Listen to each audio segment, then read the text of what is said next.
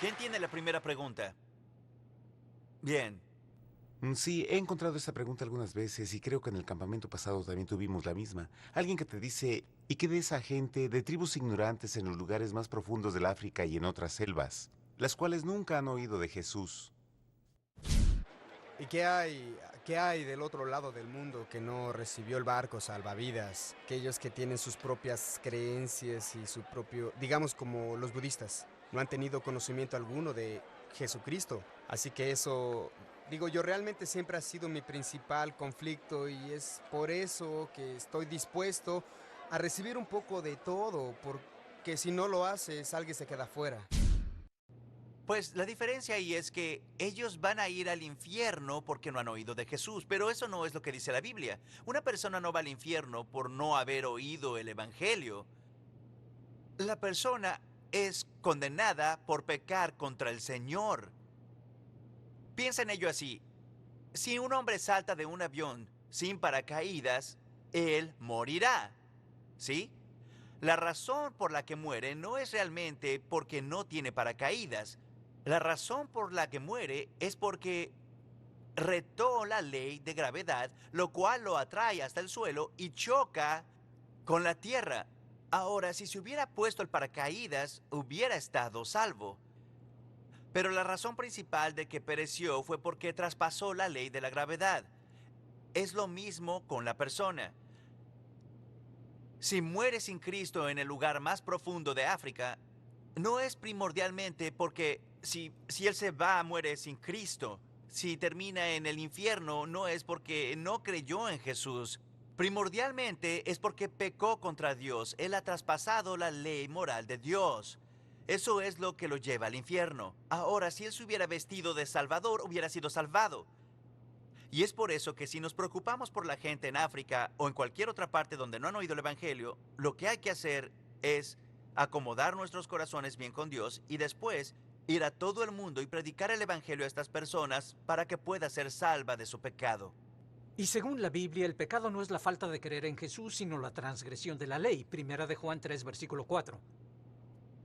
Pregunta número 2. ¿Quién tiene la segunda pregunta? Así pues, a veces vas a hablar con gente y te dirá algo como, pues como, me dirán a mí, mi Dios es un Dios bueno, un Dios de amor y de perdón, y no me enviará al infierno. ¿Qué le dices a eso? No creo estar en un estado mental en el que yo crea que haya pecado y que a raíz de eso deba pedir perdón.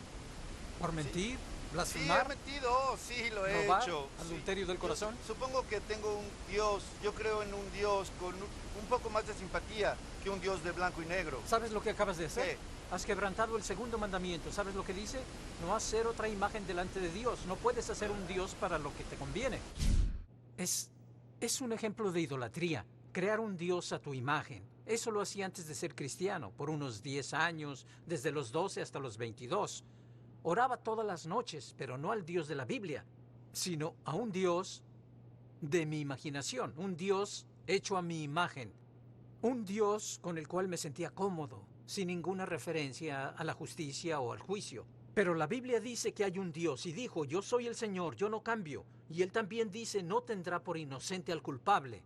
El Dios de la Biblia se ha revelado a sí mismo como justo y santo y traerá toda palabra ante el juicio, incluso toda cosa secreta, ya sea buena o mala. También nos serviría razonar conforme a la ley civil. Digamos, si un juez es bueno y escucha de un hombre que ha cometido asesinato y violación, ¿permitiría que saliera libre? No, si es bueno. Él debe aplicar la justicia.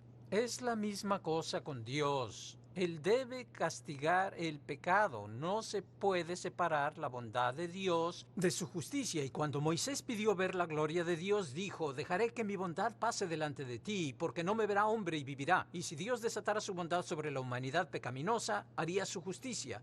No se puede separar la bondad de Dios de la justicia de Dios. Y este es el Dios que nos creó, el que vamos a encarar el día del juicio. Necesitamos un Salvador. En Romanos 5:8, Dios mostró su amor para con nosotros, en siendo aún pecadores, Cristo murió por nosotros. Y esto para salvarnos de la ira venidera. Pregunta número 3. Sí, ¿Qué le dices a alguien que comenta por qué hay sufrimiento entonces. Eso comprueba que no existe un Dios amoroso. Cierto, que un Dios amoroso no permitiría el sufrimiento, es lo que están diciendo.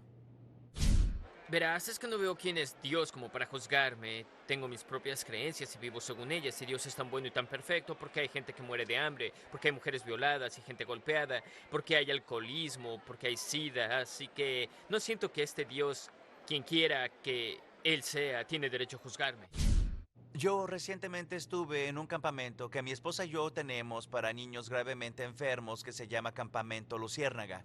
Y estuve con un padre una noche en el patio de la cabaña hablando acerca de su hija, quien tiene 6 años y tiene cáncer. Y ella estaba en el proceso de prepararse para que su pierna derecha fuera amputada porque el cáncer se había extendido a sus huesos y a algunos órganos de su cuerpo.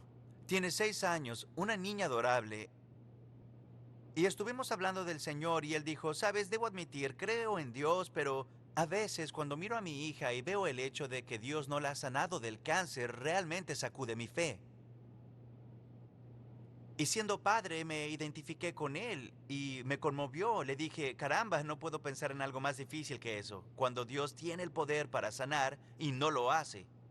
Vaya, no tengo la respuesta para eso, pero al principio, Dios creó al mundo y era bueno y no había dolor ni sufrimiento, y el dolor y el sufrimiento y la muerte son resultados del pecado de la humanidad.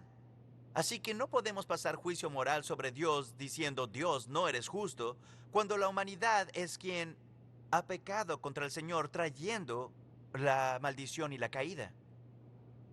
Y solo les recordé que la Biblia dice que a los que aman a Dios todas las cosas les ayudan a bien, esto es, a los que son llamados conforme a sus propósitos. Así que lo más importante es dejar que el sufrimiento nos haga acercarnos a Dios para que Él pueda usar el sufrimiento y también nosotros para su gloria. Y sabiendo que algún día, si somos nacidos de nuevo, estaremos con Él en el cielo donde no habrá más dolor, sufrimiento ni más muerte. Y tuvo sentido para él, aunque la respuesta no puede borrar el dolor de ver y experimentar el sufrimiento. Me encanta como dice el príncipe de los predicadores, Spurgeon, la fe puede nadar donde la razón solo puede chapotear. Y como creemos la promesa de Dios que a los que aman a Dios todas las cosas les ayudan a bien, conforme a sus propósitos son llamados, eso nos levanta por encima de nuestras circunstancias. Y como dijo Kirk, si tenemos esa fe, algún día entenderemos. Y Jesús dijo, ten fe en Dios, y la Biblia dice, sin fe es imposible agradar a Dios. Todos vamos a pasar algún tipo de sufrimiento, y esa fe nos levantará por encima del sufrimiento.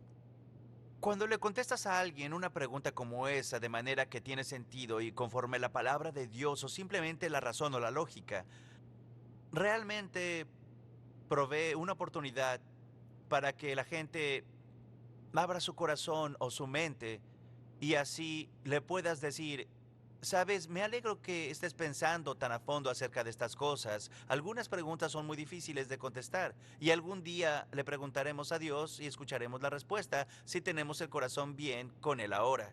Entonces puedes pasar a decir, ¿puedo hacerte una pregunta? ¿Te consideras una buena persona? ¿Qué crees que suceda cuando mueras? Entonces podemos pasar a nuestra aplicación de usar los mandamientos para hablar a la conciencia. Está bien, ¿qué tal la próxima pregunta?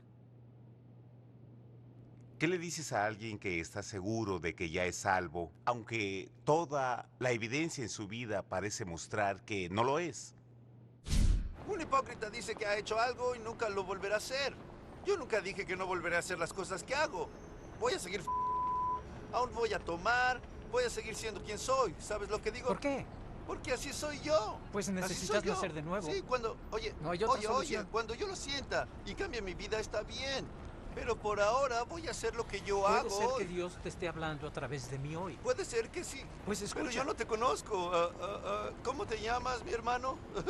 ¿Sabes lo que estoy diciendo? No sé quién eres. Mi nombre es Solo Rey. eres un tipo preguntón haciéndome preguntas, haciendo una entrevista. Eso es todo. ¿Sabes lo que Dios hizo para que no vayas al infierno? ¿Sabes qué hizo? ¿Qué hizo? Envió a su hijo a morir en la cruz por Te ti. diré algo. Te diré algo. Ya soy salvo, hermano, porque acepté el hecho que Jesucristo murió por todos mis pecados. ¿Sabes lo que estoy diciendo? Es una buena pregunta. Cuando alguien se te acerca fumando un cigarrillo, maldiciendo y blasfemando y está viviendo con una novia, pero tiene un tatuaje de Jesús en su frente y te dice, sí, amo al Señor, soy nacido de nuevo desde los 6 años, y piensas, algo está mal aquí porque tienes discernimiento. Piensa en esto como si fueras doctor y estuvieras con un paciente frente a ti. Este es mi modo personal de tratar algo así.